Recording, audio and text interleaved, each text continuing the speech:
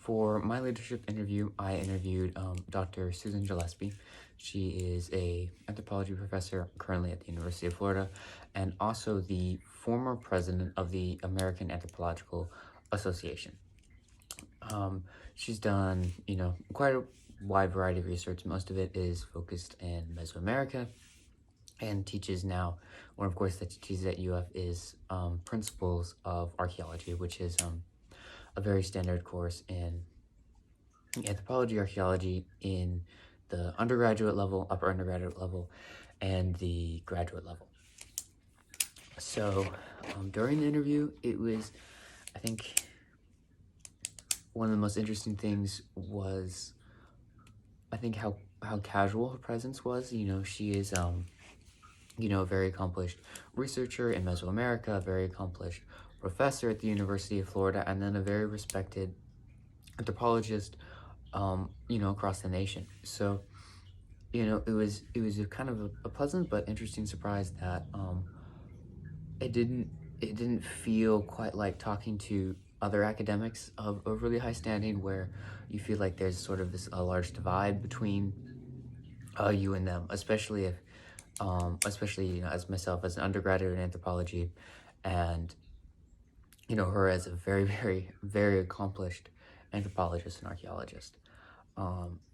Another thing I noticed during the interview, sort of while the sort of the emotional connection and connectional context didn't feel very academic. The way she spoke was definitely academic. It didn't feel like pretentious or alienating, but it was what I would say very precise language. It was very interesting that when she was describing things, telling a story, or answering one of my questions, it was always a very sort of very precise answer. It's kind of hard to exactly describe, but if I were to ask her about some of the excavations she was a part of at a site called Chalcatzingo in the 70s. I think she first got there in 72, but I think they did a sort of reconnaissance survey starting in 1968. And so I'd be like, well, what was, where did you find, or like, what was it like finding, let's say like Monument 14, one of the carbons of that site.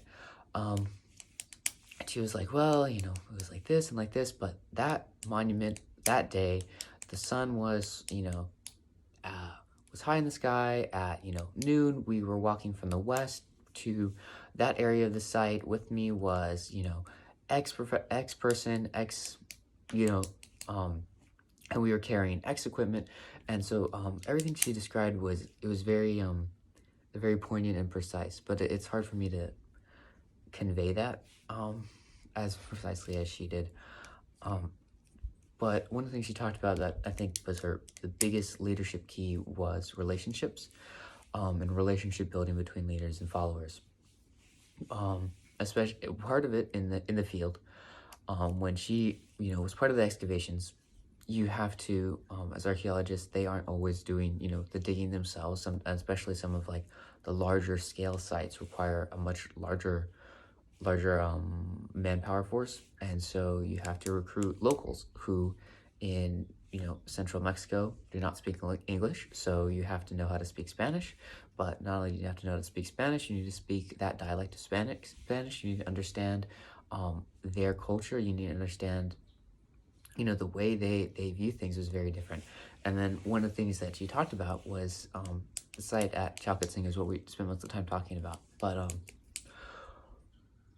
that site was at the time, 1970s, very rural Mexico. And that was, one thing you talked about to me was the lines of sort of ancestry, and how that area is controlled by, families and family agreements, family disagreements.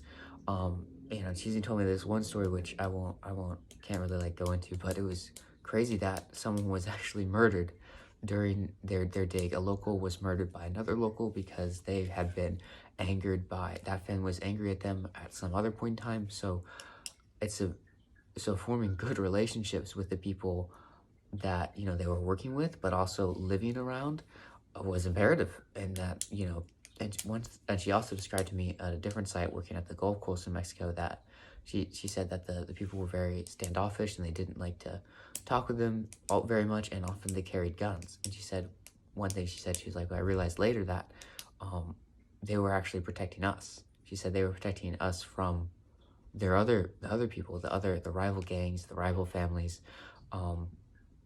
that saw the archaeologists coming in as possible, profit or threat. And so I think after the interview, the perception, it was very interesting that she's definitely very interested in people and the people that she's studying, but she was also very interested in the people talking to her, including myself. Of well, what makes you ask about my research at Chalcatzinga? What made you interested in archaeology? What makes you interested in this? Why this? Why that? And that she was very very committed to engaging with the person she was talking to, me at the time, and as more than just on the content that we were discussing. And then so we talked about leadership, but because she is an archaeologist, a lot of that came through research expeditions and academic research, academic life.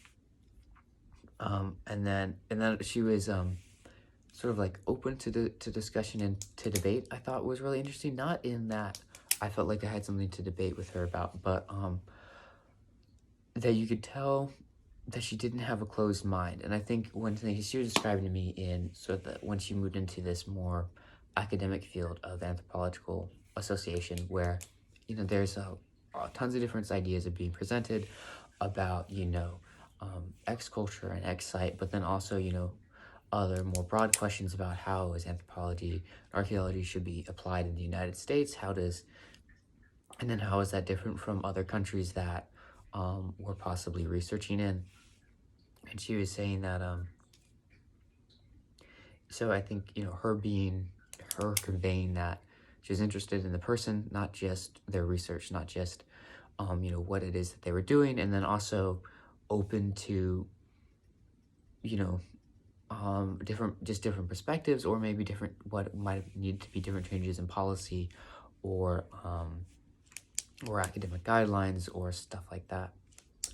I think some of her key statements were really summarized to be building good relationships, and then as far as field work goes with the people that we're discussing, and then also networking in more of the academic sphere of if you want to research in a certain topic, you need to get in talk, especially as a student, as an undergrad, you need to get in contact with the people who do the research. You need to go to those meetings. You need to be at in the places that you'll meet them, and that it's important to build those relationships with everybody in the academic sphere for sort of your personal career goal, but then also as part of just sharing knowledge to the public is an important relationship. And then part of that, establishing that relationship with the public is establishing a good relationship with your peers and sort of like your mentors or your professors.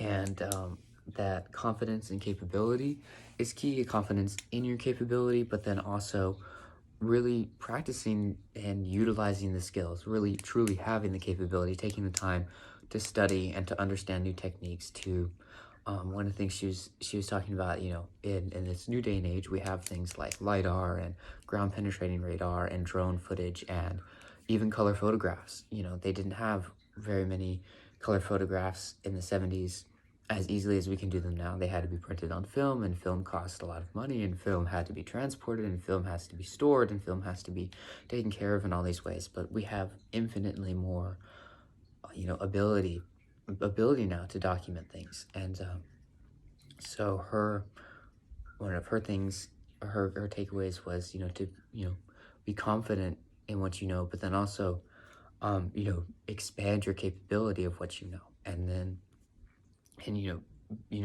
spend the time to be good at what you do, and not just confident in your ability to do it, but be genuinely good at what you do.